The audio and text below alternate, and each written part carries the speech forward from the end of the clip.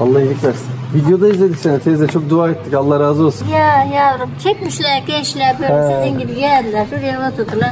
Dediler bizim durduğumuz yer dediler. Çok vahşi bir yer dediler. Buraya anlatacağız dediler. Onu dediler. Onları yolu getireceğiz dediler. Benim düğünümü ettiler. Ay maşallah ya. Çok insan bizim etrafımızda senin videonu izlemiş teyze. Çok güzel sonuçlar oldu yani. Allah kabul etsin yaptığını. Yavrum işte. Üstadı anlatmış olduk birileri. Evet.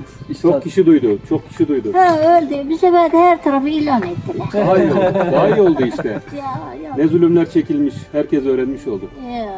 Neler Çok geldiler mi videodan sonra teyze bizim gibi? Gelmediler. Gelseler bir deneyine yapacağız. Allah razı olsun. Oldu galiba. Sen burada yaşıyorsun teyzem herhalde. Buralı. Ha, iyi. Doğumluyum. Tamam abim ben. Herhalde meyve sebze satıyorsun ne diyorsun? He, biraz yemediler, kalmışlar da. Bunları biraz satıveriyorum. Alan olsa satıveriyorum. Eyvallah.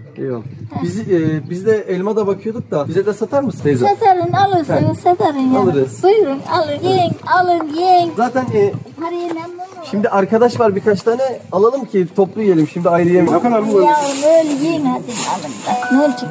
Param olur. Yok hepsine kadar hepsi. Böyle yiyin. Tamam yine yiyeceğiz de ne kadar? Parası mı? Ya olur mu? Olmaz. Biz alacağız teyzem. Öteki türlü. Çok vermez. Ben onu yesinler diye verdim. Niye? Tamam yiyeceğiz Biz zaten. yiyeceğiz onu. Ama çok verdim. Yok çok değil teyzem. Çok adam yiyecek. Hepsini anca. Olsun.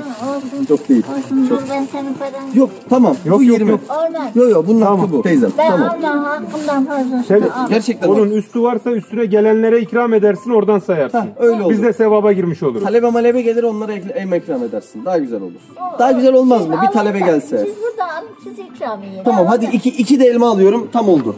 2 alın oldu. 3 aldım. Olmaz. Yok. Olmaz. Ben kimsenin hakkımı, ben gidiyorum bari yolcuyum ya. Ne ederler yavrum be. Neyse tamam. Tamam ben elma alacağım elma olmaz. Bol elma alacağız. Elma alın. Bu elmadan al tamam. Şimdi Tamam bir tam de bunu geldi. alalım ödeştik. Tamam. Ödeşmez. Açık yersen. Yok. Yok olur mu? Ödeştik. Tamam işte 10 20. Ya, on olmaz ondan. Ben onlara 5'er liraya veriyorum. Olur mu ya? Bizim şehirde 50 lira bunlar ya. Hayır. Ben 160'a. Tamam.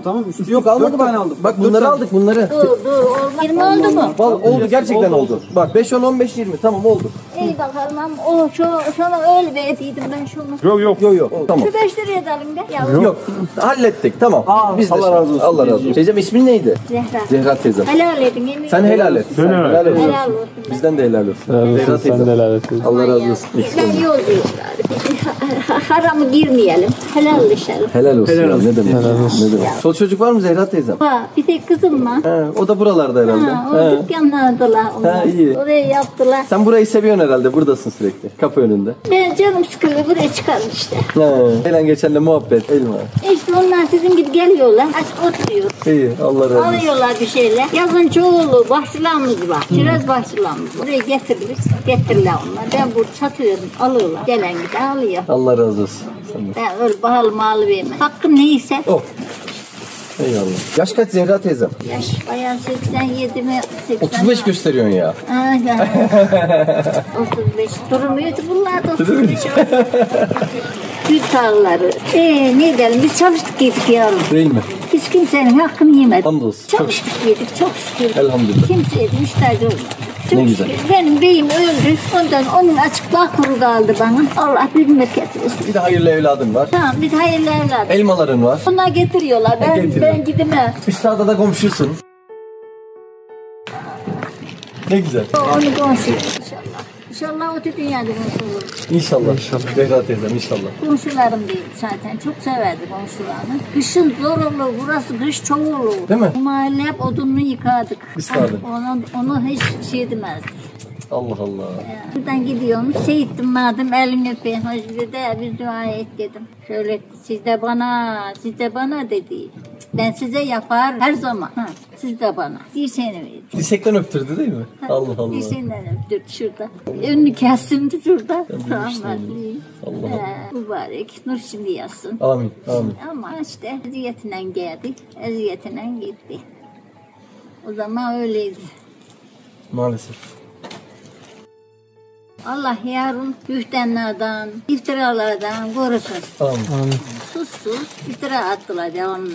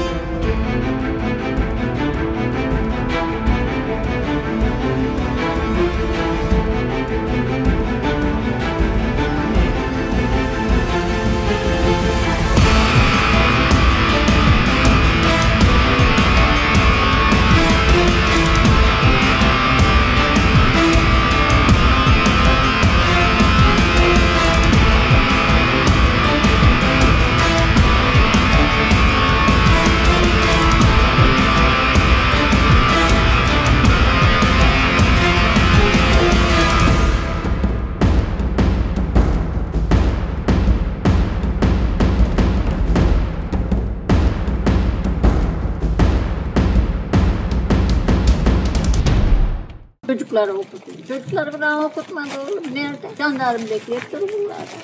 Nerede gördük çocuklar onun evini? Öyle dönemler geçti. Ne ben söyleyeyim ne sen söyle. Değil mi? Onlar zaten cennete öyle kazanıyorlar. Değil mi? Çileyle, dertle. Peygamber Efendimiz'den başlıyor. Hepsi de öyle. Hamzası, Yahya'sı hepsi onlar hep öyle eziyetiyle geçmişler. Erenler, evliyalar. İşte o da öyle eziyetiyle gitti. Bir kış gün, bir iki üç sene Menderes affedi. Ama Allah Ekber dedi ezanına. O da buraya geldi. Sabaha kadar orada okurdu. Çınarın başında değil mi? Burada. Orası 3 sefer yıkıldı. 3 sefer bu köylü yaptı. 3 sefer yıktılar orayı. Devlet, hükümet yıktı orayı. Köylü sahip çıktı ama Zehra teyze. Sahip çıktı ama köylü de korktu. Götürüyor hepsi. Götürüyor hepsi.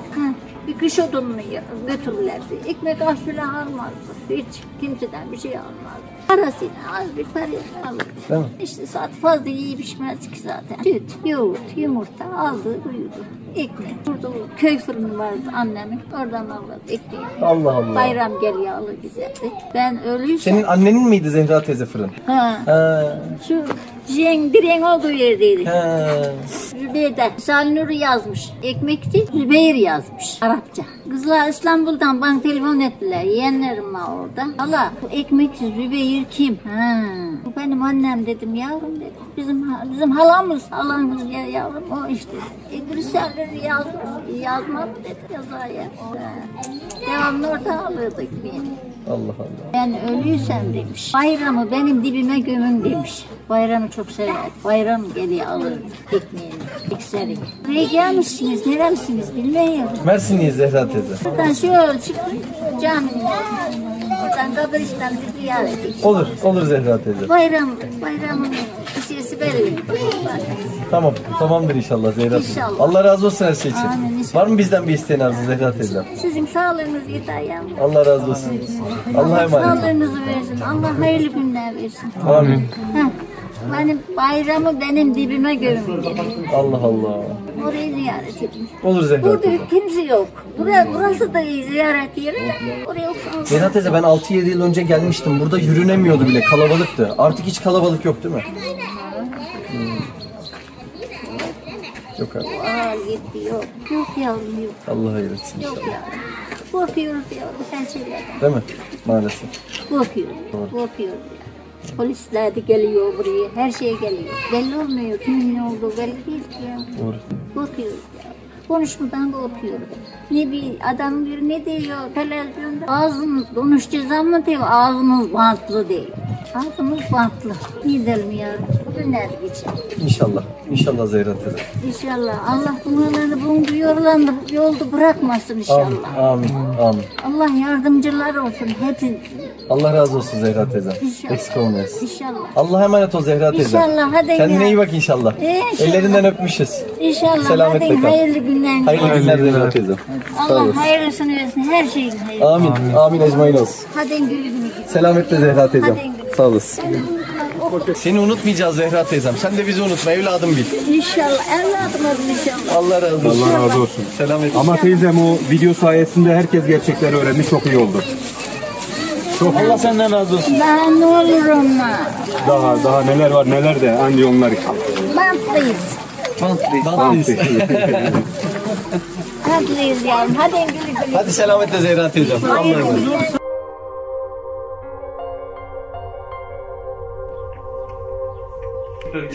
Duş yeri mi? Aynen başkanım. Allah Allah. Kurban olduğum ya. Şurada duş al. Şurada oturmuşum buralarda. Ya ne bileyim bu kadar eski bir yapı bu kadar güzel gözükür mü gözle letafetli ya?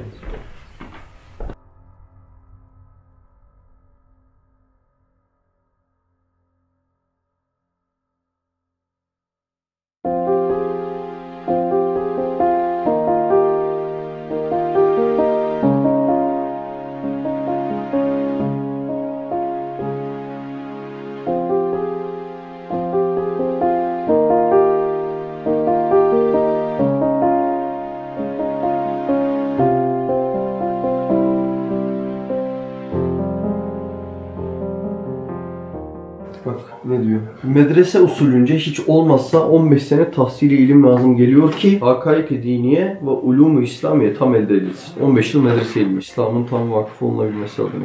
O zaman da Said'de değil harika bir zeka veya bir manevi kuvvet, belki bütün istidat ve kabiliyetlerinin haricinde bir tarzı acip ile 1-2 sene sarf ve nahiv mebadisine gördükten sonra 3 ayda gayet acip bir tarzda 40-50 kitabı güya okumuş ve icazet almış gibi bir halet göründü. 3 ayda. Normalde 15 yıl. Bu hal 60 sene sonra doğrudan doğruya gösterdi ki o vaziyet ulûm-u imaniyeyi 3-4 ay gibi gayet kısa bir zamanda ellere verilebilecek bir tefsiri Kur'an'ı çıkacak ve o bir çare Said'de onun hizmetinde bulunacak işaretiyle hem bir zaman gelecek ki değil 15 sene belki bir senede bile ulûm-u imaniyeyi ders alacak medreseler ele geçmeyecek ve azalacak bir zamana bir nevi işareti gaybiye gibi manalar hatıra geliyor. 15 yıl medrese ilmi. Hatırlıyor musunuz? Hani 2 metodolojisi var diyorduk. Bir 3 yılda bir 15 yılda. Evet. 15 yılda medrese ilmini. Başka bir yerden geliyorsak 15 haftada diyor. Değil mi?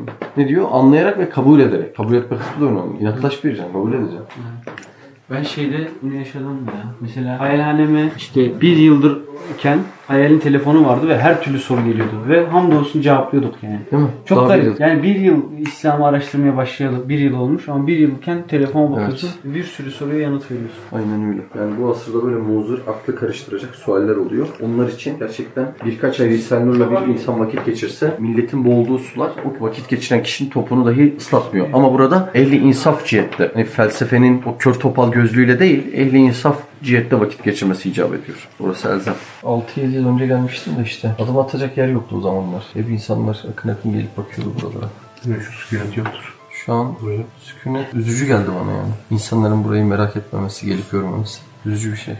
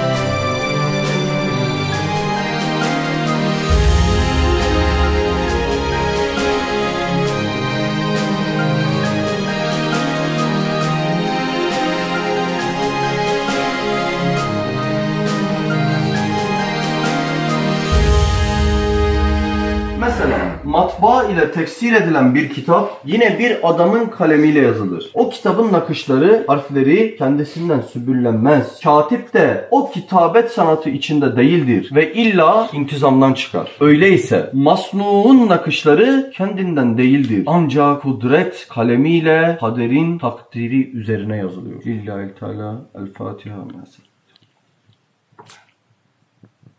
Köşede ölünür be. Ha Sinan.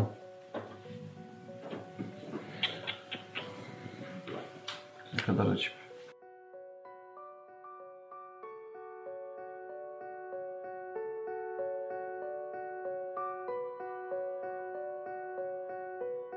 Beni vallahi da unutabilirsin şöyle. Hakkım helaldir. Hani yok unuttum yola çıktım. Helaldir. Şuradan odun toplarım. İçeride de bir soba vardı. Selamünaleyküm. Aleykümselam.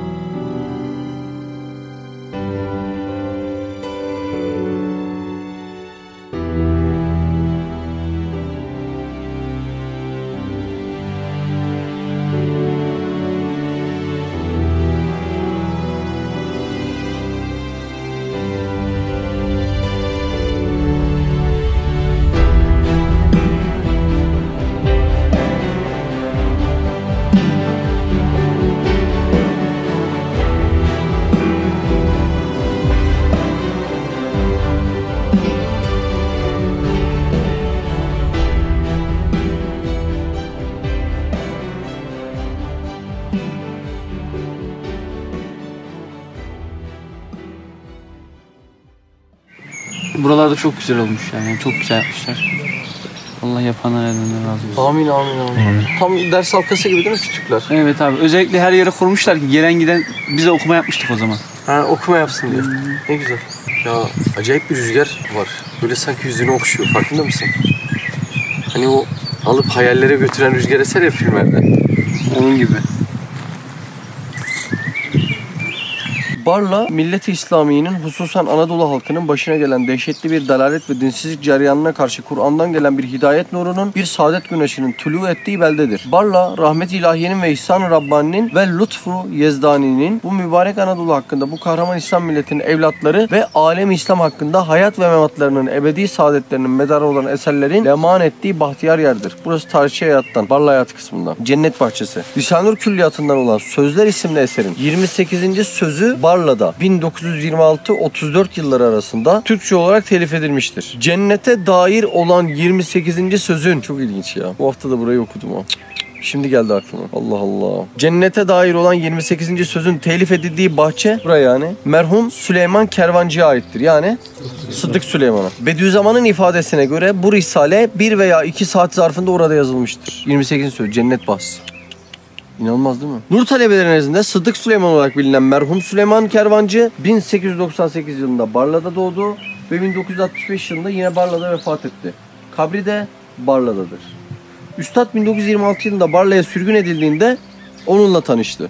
Kiminle? Sıddık Süleyman'la. Ve o da Bediüzzaman'a talep oldu. Üstad Barla'da kaldığı 8 yıl boyunca ona sadakatle hizmet ettiği için Sıddık ünvanı aldı. Sıddık Süleyman'ın Risale-i Nur'da fikir ve hisselerine ait birçok mektubu bulunmaktadır. Barla'da Cennet Bahçesi Risale-i Nur'da şöyle bahsedilir. Bu dere bahçesi gibi şu Barla bağ ve bahçelerin her birinin ayrı ayrı maliki bulunduğu halde Barla'da gıdası itibariyle ancak bir avuç yeme malik olan her bir kuş, her bir serçe, her bir arı, bütün Barla'nın bağ ve bostanları benim nüshetgahım ve seyrengahımdır diyebilir. Barla'yı zapt edip daire-i mülküne dahil eder, başkalarının iştirakı onun bu hükmünü bozmaz. Garip ki Betim'in abi. Üstad Bediüzzaman'ın Barla'ya sürgün edildiğinde kaldığı ev bugün ziyaretçilerin akınına uğruyor. Aslında tam bugün uğramıyor. Eskiden bugün uğruyordu. Meşhur çınar ağacı ise yaşlanmış olmakla birlikte yine dimdik ayakta. Az önce evinde gördüğümüz. Çınar ağacındaki zikir kulübesi de üstadı hatırlatan bir başka gerçek. Geceleri evrat, gündüzleri değil mi? Zikrediyor eskiler. Ziyaretçiler burada hem dinlenip hem de o günleri yad ediyorlar. Evin girişindeki levhada şu not yazılmış. 6 vilayet genişliğindeki Manevi Medresetüz Zehra'nın çekirdeği ve 1. medresesi olan ve 8 sene ikamet ettiğim ve Risale-i Nur'un telif merkezi olan bu evimi bu medrese-i Nuriye olarak vakfettim. Nisan 1954. Şahitleri de var. Zübeyir abi, Ceylan abi, Sungur abi. Yani abi 8 yıl kalmış, 6 değil.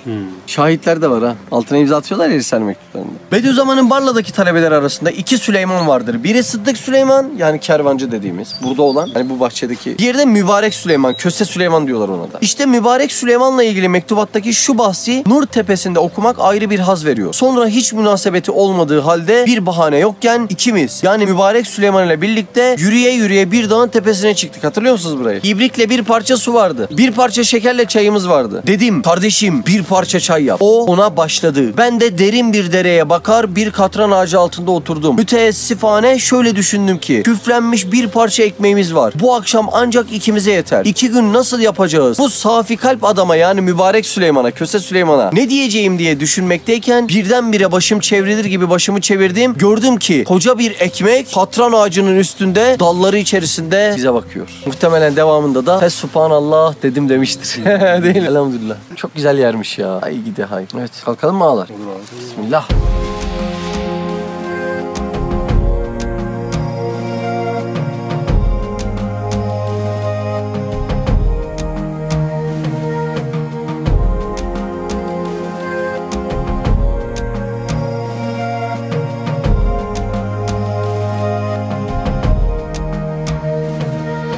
Said Nursi'nin orada kaldığı yer ve o şeyin manevi bir özelliği de orada namazını kılıp tekrar camiye gelip gittiği yerdir. Arasında hemen böyle bir şey var. Bir avlu kadar bir yer var. Aynı zamanda İmaret Camisi'nde de hapiste kaldığı dönem o camiden çoğu sabah namazını gelip görenler olmuş yani. Hapiste kaldığı halde İmaret Camisi'nde namaz kılmış. Evet. Ve oranın suyunda işte abdest aldığı su, şadırvanın bir özelliği. İçerideki hoca Kur'an okurken şadırvanda siz abdest alırken onu duyabiliyorsunuz. Allah Allah. Bu kadar yani ses sistemini uzman yapmış. Gedikamet Paşa yapmıştır. 1453 İstanbul'un fethi. 1457'de de Gedikamet Paşa Fatih Sultan Mehmet gönderip buraya cami, hamam ve medrese yaptırmış şu bir arada.